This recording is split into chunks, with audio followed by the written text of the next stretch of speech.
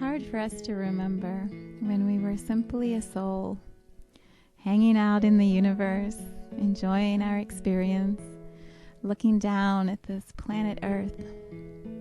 And perhaps we would wonder, what would it be like to just slide down through time and space and the density of matter and arrive on this physical, vibrantly beautiful planet filled with light and color and sound and water and sunshine and all of these adventures wide open for us to experience in the physical form, each of us guiding one another and walking side by side in community.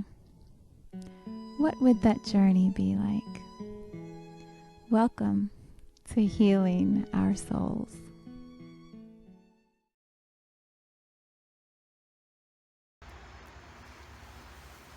Good morning and welcome to Healing Our Souls. Today we are going to learn from the wisdom of one of the top publishing authors that I have followed. Her name is Louise Hay, and she wrote a book in 1984 called You Can Heal Your Life. Some of you may already be familiar with it, but if you aren't, this has become the go-to book for me about body, about what is happening with emotions and energy and how it gets blocked inside of our physical body. And the resources that she provides, it's amazing. It is amazing how accurate it is. It is amazing the thoroughness, the depth that she takes this analysis to, and how accessible it is. You know, anyone can buy this book, pick it up, and know exactly how to use it, and then start to understand more and more deeply what is going on inside your own body. So I thought today I would spend some time talking through some of her main concepts, and then give you some ideas of how you can use the book yourself, the way that I do with my coaching clients.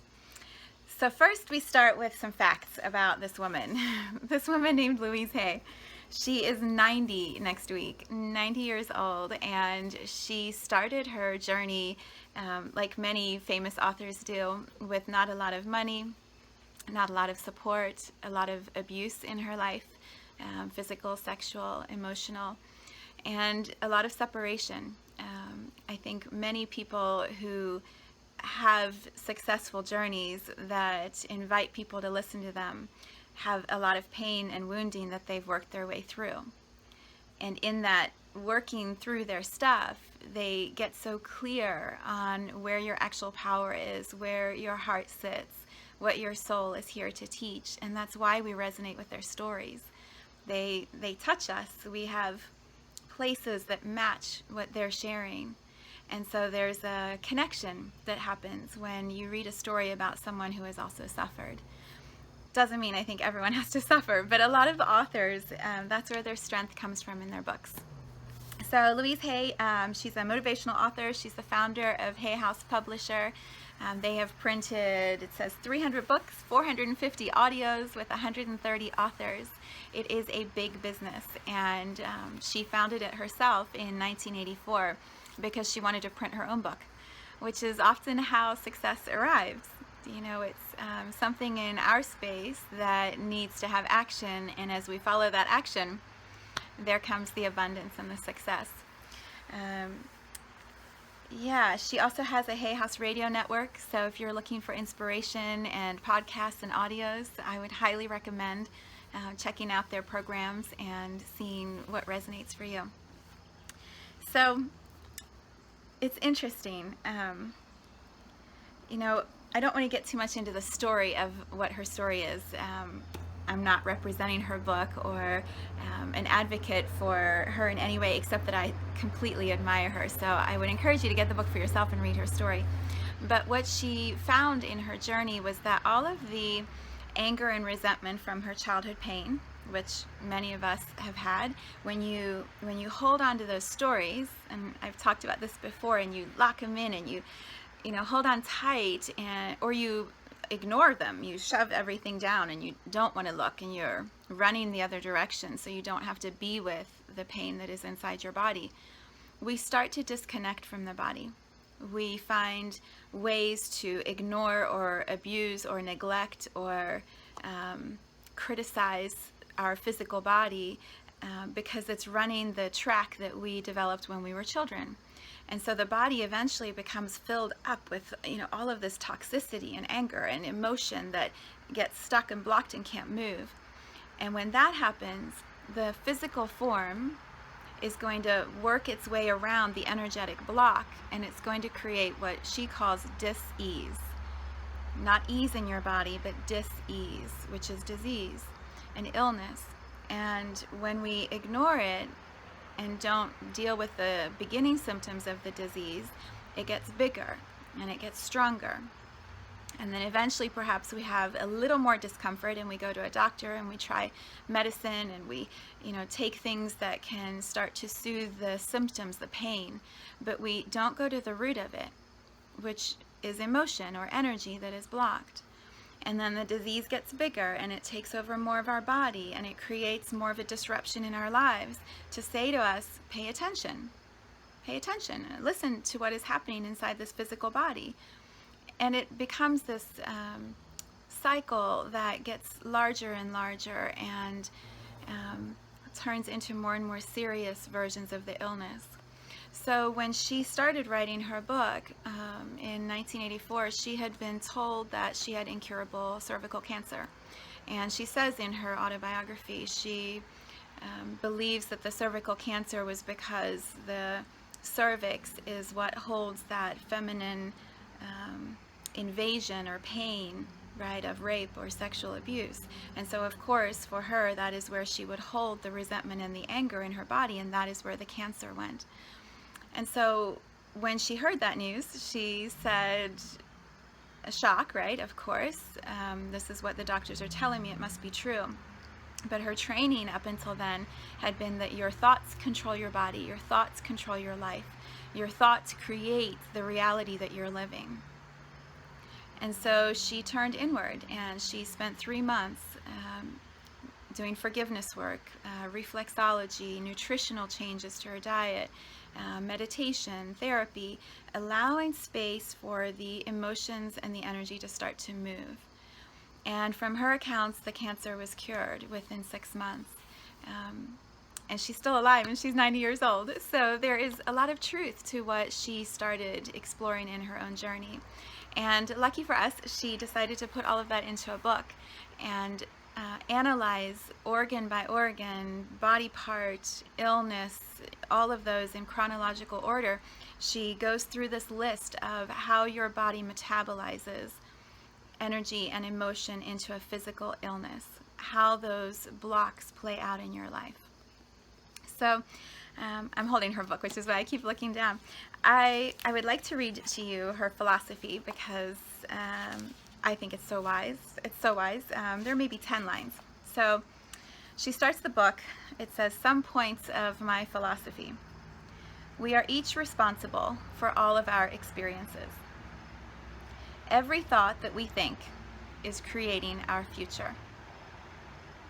The point of power is always in the present moment."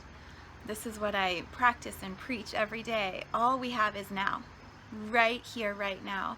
And so hanging in the past or trying to jump to the future, it keeps you out of the only moment that is real, which is this moment that you're creating. Everyone suffers from self-hatred and guilt. The bottom line for everyone is, I'm not good enough, which every client I have, I think, ends up somewhere in their journey saying, yes, that is my truth too. It is only a thought, and a thought can be changed. And then I would add, a thought can be changed in an instant. Like this, in an instant, you can switch from an old pattern to a new pattern so quickly. It just flips, just like that. We create every so-called illness in our body. Resentment, criticism, and guilt are the most damaging patterns. Those are big, right? I mean, we all do that. We all do them. Releasing resentment will dissolve even cancer. That is a huge statement for any person to make, and the fact that she's willing to state it and then back it up and do the healing work with her clients to show that that is true, there's power in what she is claiming. And for anyone who has lost someone to cancer or walk that path of cancer with somebody, or even in your own journey, there is a lot of power in what she is offering. And so to me, the possibility that that could be true feels worth the time to investigate it. You know, we have so many dollars going into research for cancer of all different forms. And what if there is also the side path that you can take of empowering yourself and doing your own healing work, doing your own releasing, doing your own forgiveness for all of the ways that you have held onto these blocks? What if it works? What if it works? We must release the past and forgive everyone. Yes. Yes. We must be willing to begin to learn to love ourselves. Oh, this is often the hardest, right? I do a lot of forgiveness work in my own life, and friends and clients and family. And what I have found is the ways we hold on to our own stories and judge ourselves and shame ourselves and beat ourselves up, and the way we talk to ourselves is so mean, so harsh. We judge ourselves so much more fiercely than often other people judge us. And when we can come to a place of forgiving the ways that we have acted, or forgiving the ways that we have treated other people, it just opens up this portal, this doorway to so much love coming in and moving through our lives. It's turning inward and finding the places where we forgive first. Self-approval and self-acceptance in the now are the keys to positive changes. And the last one, when we really love ourselves, everything in our life works. Right? What if it's that simple? You know, what if it really is that simple?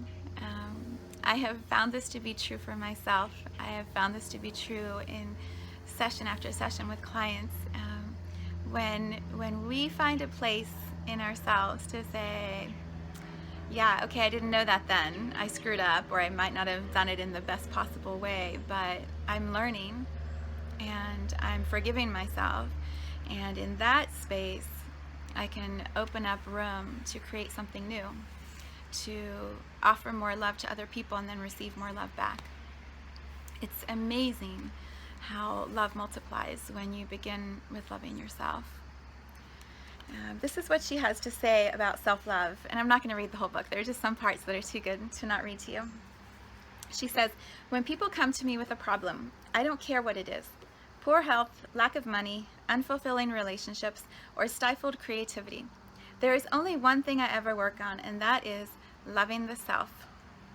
I find that when we really love and accept and approve of ourselves exactly as we are, that's hard, then everything in life works. It's as if little miracles are everywhere. Our health improves, we attract more money, our relationships become much more fulfilling, and we begin to express ourselves in creatively fulfilling ways. All this seems to happen without our even trying. People who love themselves and their bodies neither abuse themselves nor others. There are so many ways that we hold on to pain and allow it to rule our lives, even when the pain isn't a reality in the physical anymore. So, for example, you know, I have several clients who have had severe abuse or ongoing abuse for a long time in their relationships, whether it was as children or in their marriages or in their relationships at work. And what I believe to be true is our souls are always guiding us in the places where we can most stretch, we can most expand, we can most learn more love, more consciousness, more growth. And those places where we feel the pain, where we feel the wounding, are often the places where we're learning the most. We're learning strength. We're learning courage to use our voice. We're learning determination to make changes for ourselves and other people.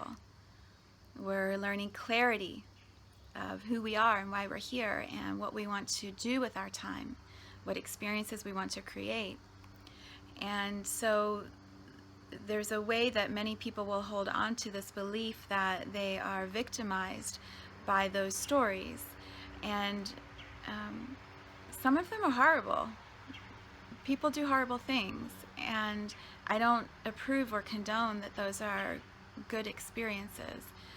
But I trust so implicitly in the soul's ability to navigate this journey here in a human body.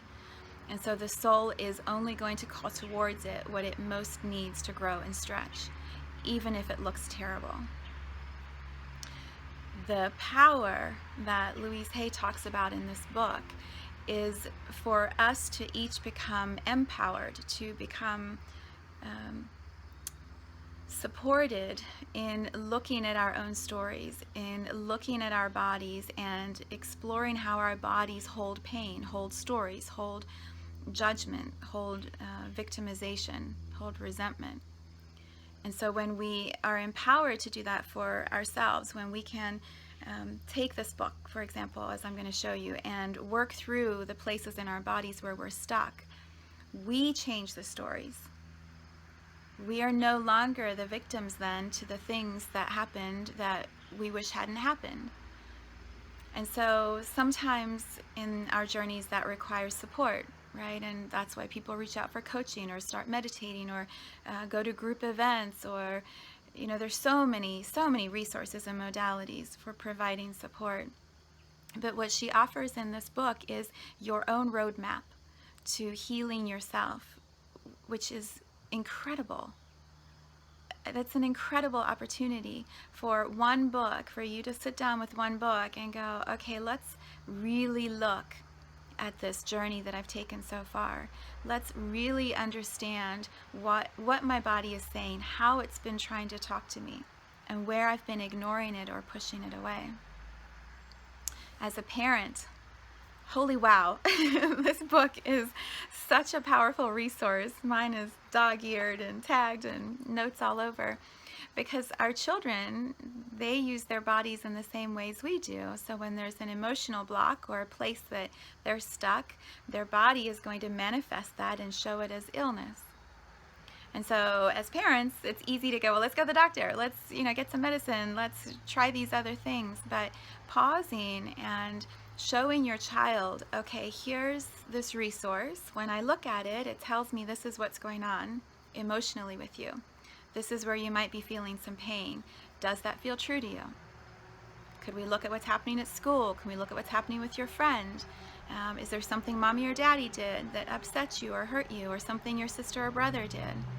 By having those conversations, you empower your child at such a young age to start to trust what the body is saying, to listen to the body so deeply, so clearly, that as they become older, it's second nature.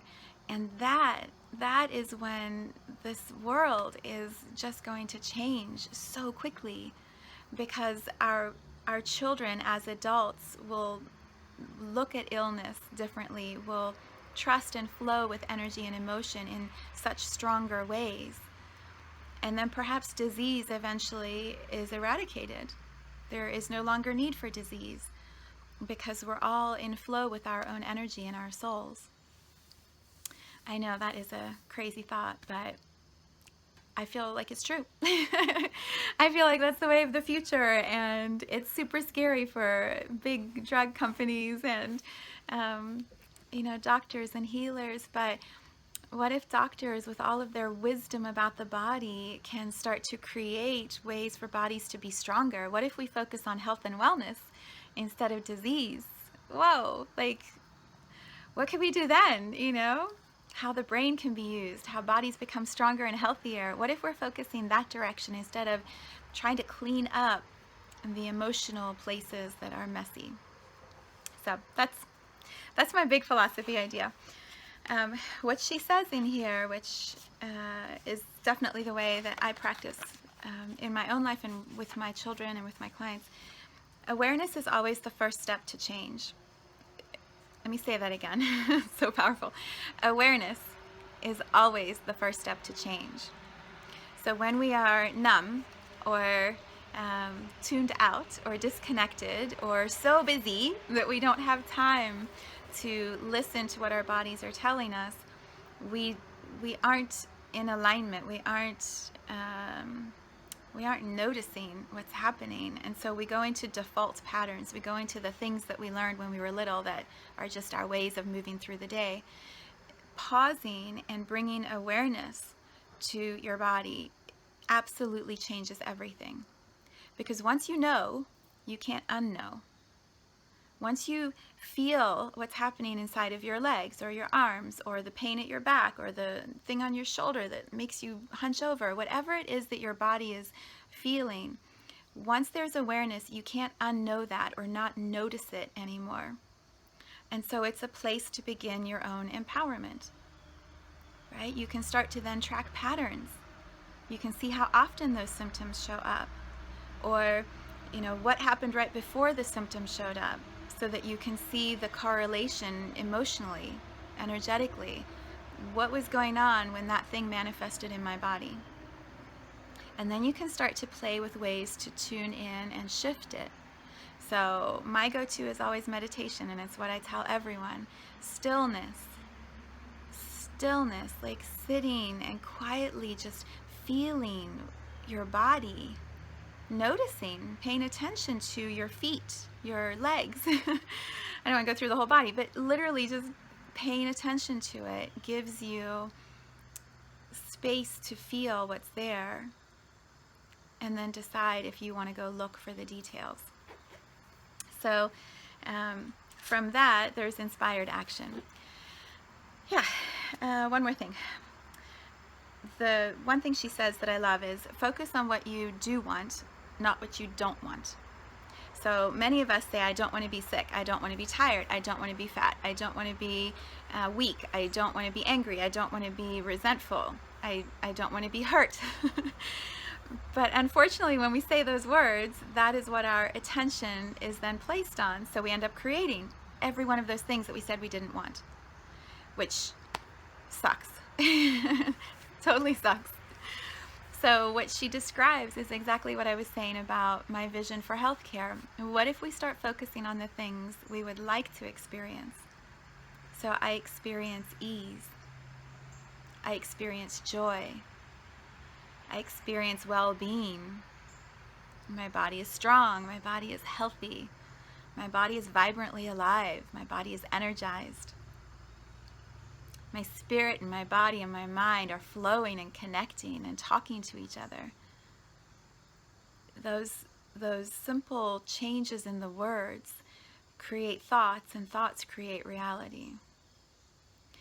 And so there's power in your awareness of what you are thinking and feeling, because you are the only one who can shift and change to something more empowered. Other people can tell you stuff, right? So I can sit here and go, you should meditate, you should eat right, you should walk or run every day, whatever it is. I could say those things, but I'm not the one who can do that for you. You are. So when you sit and you feel where your body is tired, or where your body is sad, or where your body is angry, you can do something about that. And then your life starts to change. Really. It does. I've watched it over and over. It works.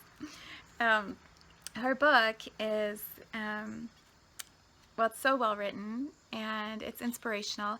The first probably 130, 140 pages are filled with her philosophy about life, her all of those things that we described at the beginning of this video. She goes into each of those and then gives you exercises you can try on your own, activities that you can work through, affirmations that you can speak out loud to yourself, suggestions for meditations. She gives you so much that you literally could just work on this for months and practice all of these things, and you will see incredible changes in your life. really. I don't know how to say it more emphatically. Yes. But what I wanted to spend a little more time on is the way that I use the book.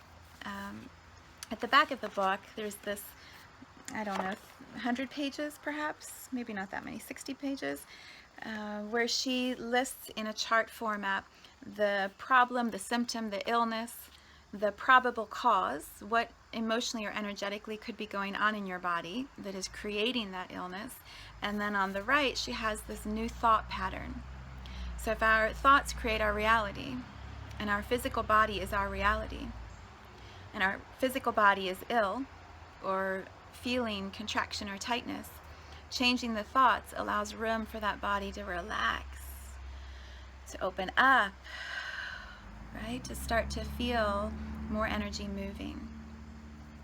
And so the list in the back is amazing. She also created an app which I bought a couple of years ago and use several times a week. By now I've got a lot of these memorized, so when someone says what their symptom is, I usually can start right away with, well, let's look at where that's showing up in your life. But the app is a really easy way to just touch, to just quickly go and see what's happening with me, what's happening with my friend as I'm listening to them share their illness or their story about pain, what's happening with my children, what's happening with my parents. You can start to work with people, including yourself, right? You can start to support each other in going, I hear you when you tell me this story about pain, and I wonder where it's rooted in. And suddenly our conversations about illness and health are completely different and more empowered, because if I know what the root is, I can do something about that. I can use medicine, I can use other modalities and support and get help, but I can also empower myself to change the root cause of it, and then it doesn't have to come back again. So this may sound oversimplified, or like what I can hear is people saying, well, really? Then why do we have doctors? Why do we have healthcare? Why do we have all these things? Because I don't believe that our systems yet have caught up with the power of thought, with the power of energy. And it's starting. There's a lot you can Google. There's a lot of research and analysis and case studies and success stories that are showing that energy works, that changing your thoughts changes your reality. But there needs to be a bridge in between that. And so this book feels like the bridge. It feels like a way to give power back to individuals and say, yes, keep doing what you're doing with your doctor, and start doing your own work. Start looking inside. Go into your own heart space, your own physical body, and see what's there.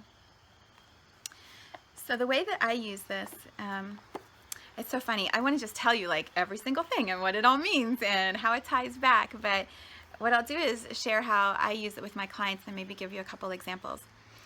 So for most people, we perhaps have like regular illnesses that show up often. So for example, for much of my 20s and my 30s, I'm very healthy on the most part, but I would get pink eye often, and probably 4 or 5 cases of laryngitis. And so when I first started learning about this emotional blocks, I went right to those two things. And pink eye is conjunctivitis, which is connected to the eyes, and the eyes are about what we see. So when my eyes are puffy and closed and covered with gunk, it's because I don't want to see what's in front of me. I don't want to see what's happening. So I literally shut my eyes with illness. Laryngitis is through the throat, and the throat is always about using your voice, speaking your truth. And I was so afraid to speak up. I was so afraid of rejection or abandonment that my throat would literally close to the point where I couldn't speak. My children would love it when I got that because I couldn't tell them what to do. I would try right whisper, and they would think it was hysterically funny. But emotionally inside, I was so angry. I had so much I couldn't say that it would get stuck in my throat, and then my throat would get blocked. So when I became aware of those patterns, when I started to really dive into clearing my stories about patterns in my life where I felt like I didn't have any power, or I didn't have a vote, or I didn't have a chance to say what I needed, I then would clear that energy, and I haven't had pink eye since then. I'm going to knock on wood as I talk, because what will happen is I'll say this and then something will come. So you're going to see me knocking on wood a little bit. But my body also is healthy, so I don't need to manifest that anymore. But I would get these symptoms because my energy had stopped flowing through my body. The emotions were taking hold. Yeah, I mean, there's a whole list of things I could give as examples, but what I recommend at the back of the book, what page is that? Page 210. She has an image of a person with their organs shown, just a sketch. And my suggestion is, first, buy the book. Buy the book, have your own copy, use it a lot, look at it all the time, maybe buy the app. What does it say here? $15, and the app's $5. So spend $20, invest in yourself. And then at the back of the book, take the chart that she has and make 2 pages, one with the front of your body and one with the back of your body. And then just start writing down every illness that you've ever had. Any breaks, any bones that have been hurt, any cuts, scars. If you take medication, list what the reason is for the medication.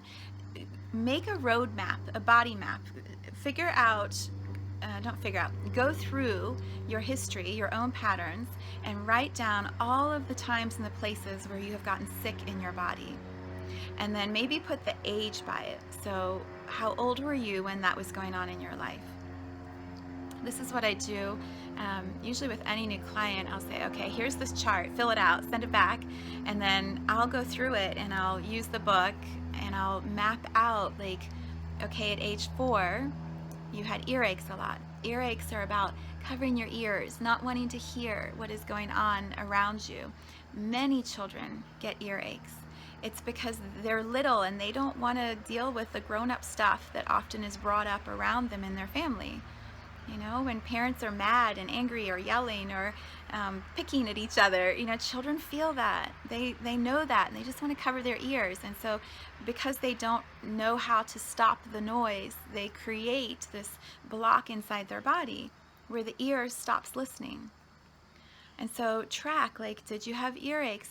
I had my tonsils out as a child, so, when did you have your tonsils out? Pneumonia, bronchitis, those are all lungs. Those are about being afraid to breathe in life. For many of us as children, that is usually a place of, well, here, I'll tell you. So what she says about bronchitis, for example, this is an easy one.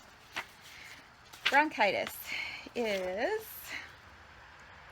so it has the name on the side, and then in the center it says what the probable cause is. Bronchitis is inflamed family environment, arguments and yelling, sometimes silent. So you write down bronchitis and what age it was, and then you look back at your events in your childhood at that time, and you see what was going on then. Perhaps that was when one of your parents moved out, or there was a divorce in the family, or your uncle or your aunt got angry, or just look for the patterns and then notice how your body internalized that. And so what you do as you start going through this map of your body is you will see the places where you either gave up your power or felt like your power was taken from you, where you got angry, where you were scared, where you were deeply wounded. You will start to see where those things are in your life that got you stuck, right? Tightly looped, wound up. And then you have the power to start unwinding them. So in meditation space, you can sit and there's lots of ways to do it, but you can breathe into that part of the body that is feeling hurt. So let's say it's your lungs. In meditation, you just really take some time and you breathe in and you breathe out. And you start to forgive your lungs that they did this tightening up when you were little. You allow more capacity to happen in your lungs. You start stretching your shoulders back. Maybe you find chanting, you start Kundalini yoga, you begin any yoga, you start to walk, you start to run, you allow more air to come into your lungs and move through you. For bronchitis, which is the lungs, the new thought pattern is, I declare peace and harmony within me and around me. All is well. So you have a mantra. You have this thought that you say to yourself because you're bringing your awareness to your lungs. And you say, I am well. Everything in and around me is peaceful and harmonious. You write it on Post-its. You put reminders in your phone so it pops up. And you change your reality because you change your thought patterns. And then your body can go back to those old stories and start unraveling and letting go of those pains. Energy can start to move again. So does that mean you stop taking your medicine if you are taking medicine right now for bronchitis? No, finish what you're doing and become empowered. Do this also, right? Like step into a place where you are co-creating good health for yourself with all of your other practitioners that you're working with. It's your place to do something that you can control that will ripple out. It will ripple out. So what else would I say about that? So the way that I do it with a client is I'll map out on their body chart, themes. So I'll be able to say age 6 to 10, look like this is what was going on in your life. About age 15, it seems like this started to show up, which I would tie back to this pain or wounding, what was happening in your life at that time. And so we start to work our way through what the body has been resisting in their space. And then, as you do this for yourself, it may be overwhelming, right? If you have a lot of things on your body chart, you may go, oh God, what do I do? You just pick one. Just pick one and start there. Awareness is the first step, and then quiet stillness, and then inspired action. So you just start looking and reading, you do some of the exercises that she has in this book. You look for meditations, guided meditations on supporting whatever that body part is that you're trying to heal.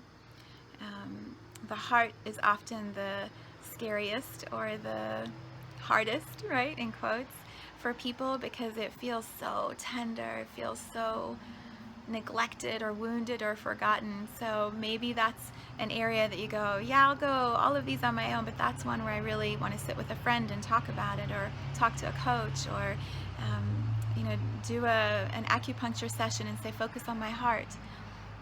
But you become the guide of your own well-being, right? How empowering is that to go, for example, shoulders. This is such a common one. Shoulders and back. I see this all the time. So I'll tell you in the book what it says. Shoulders, we'll do that one first. I know it, but I'm going to tell you the exact words so I don't misquote her. Shoulders represent our ability to carry out experiences in life joyously. We make life a burden by our attitude. So the way I see this often play out is I've got the weight of the world on my shoulders. Life is heavy. I'm doing everything for everybody. Oh, my shoulders ache, right? Like people, they even hunch sometimes, or when I look at someone energetically, what it looks like to me is like sometimes like people are pinching their shoulder. Like it almost looks like a hand is like gripping the shoulder, or there's like Atlas. You know how Atlas has the globe behind him on his shoulders and he's bent over like that? It looks like that to me. Like people are literally trying to carry all this stuff for other people.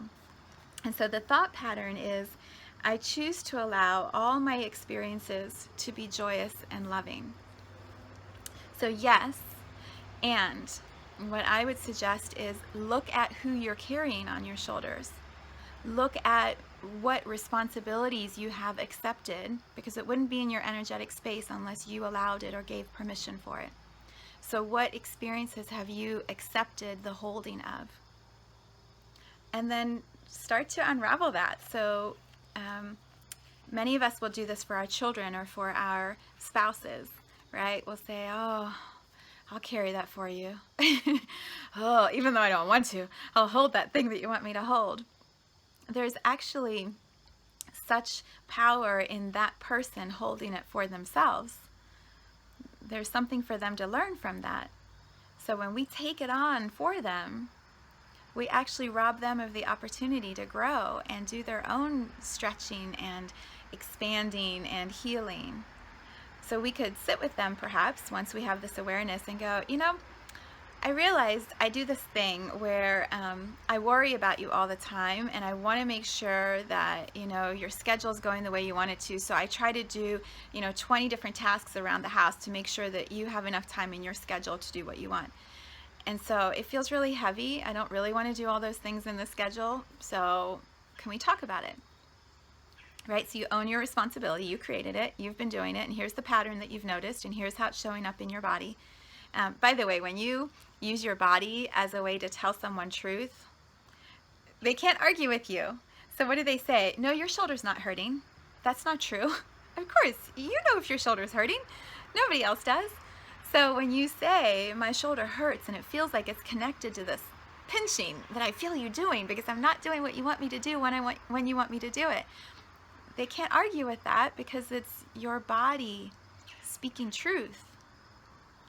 But when you sit down and you are empowered and calm and you say, I've noticed this pattern. There's this thing that I do that doesn't feel like it's working anymore. What do we do about it? It's a whole different conversation. And if you go into that conversation believing that there's an outcome that will work for everybody, guess what? That's what will happen. Because your thoughts are going to create that reality. It really can be that simple. So back, we'll look at back real fast. This is a big one. I actually had this when I was at yoga yesterday. I was like, oh, the middle of my back. I need to look at what's going on again with that one. So back represents the support of life. And the new thought pattern is, I know that life always supports me. But then she breaks it down, right? She breaks it down into lower back. Lower back is specifically your fear of money, lack of financial support. Middle back is guilt, right? Stuck in all that stuff back there. Get off my back. And then upper is lack of emotional support, feeling unloved or holding back love. And so each of those has a specific thought pattern that you can start to say to yourself. But then I would go further. I would say, and sit down and sit in meditation. Feel, why would my middle back be hurting? Right? Well, this was a really busy week and there was a lot going on and I was doing all the stuff I wanted to create and my family needed attention and time. So there's this guilt that I hold, right? Am I deserving of time to do those things that I want to create when all these people around me that I love, that I want to support, also need something? And so the back tightens and grips. And I'm sitting in my yoga class, right? While everyone else is at school and work. Am I deserving of that space to sit in yoga and stretch out my body? And what I know to be true is absolutely. Because when my body is healthy, when energy is flowing easily through my space, when I'm clear, when I'm strong, when I'm filled with vibrancy and goodwill, I serve everyone around me at a higher level. My vibration is raised, and then I can meet other people at a higher vibration. Right, so contrast is if you're sick, if you're laying in bed, if you're curled up because your body is so exhausted, you can't help anyone.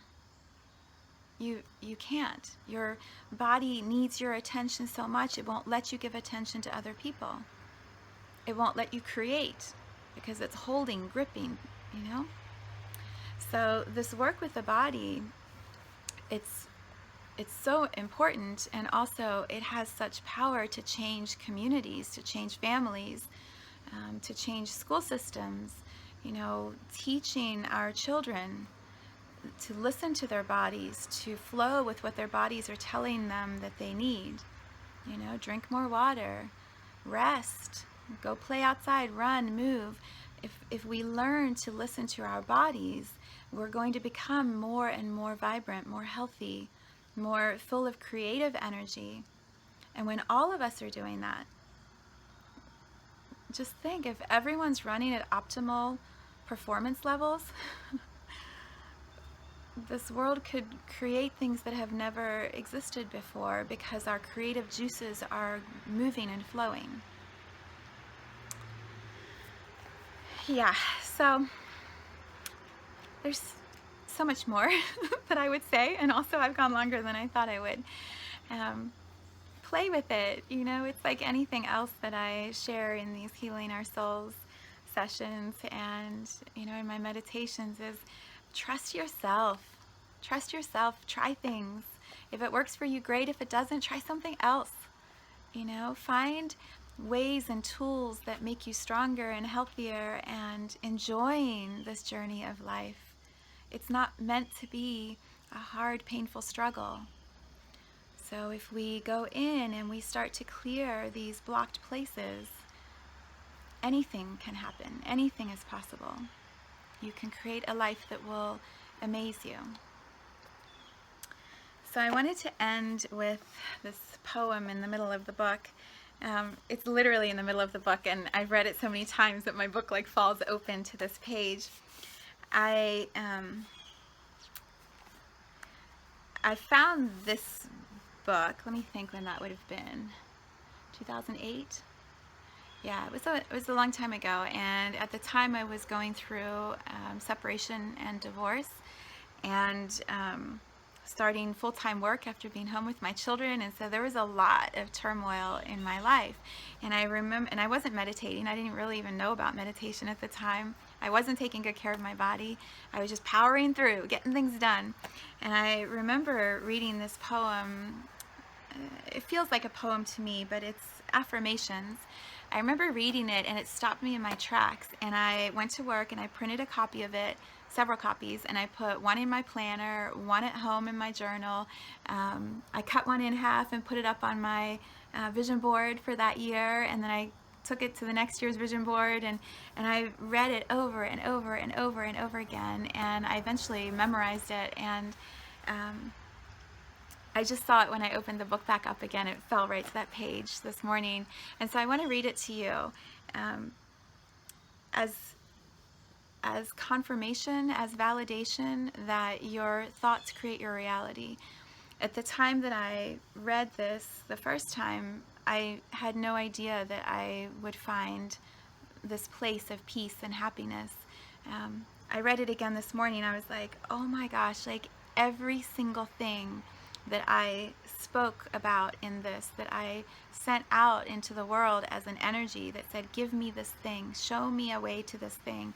I have all of these things in my life right now. I am all of this that I'm going to read to you. And it was amazing. It was amazing to read it this morning and go, whoa. I forgot that I read that so many times and that I put that energy out, and it has come back. It has absolutely come back full circle. So I'm going to read it to you to inspire you, but also to just say from my heart, like, this shit works. It works, and I am all of this. So let me read it to you. In the infinity of life where I am, all is perfect, whole, and complete. I live in harmony and balance with everyone I know. Deep at the center of my being, there is an infinite well of love. I now allow this love to flow to the surface.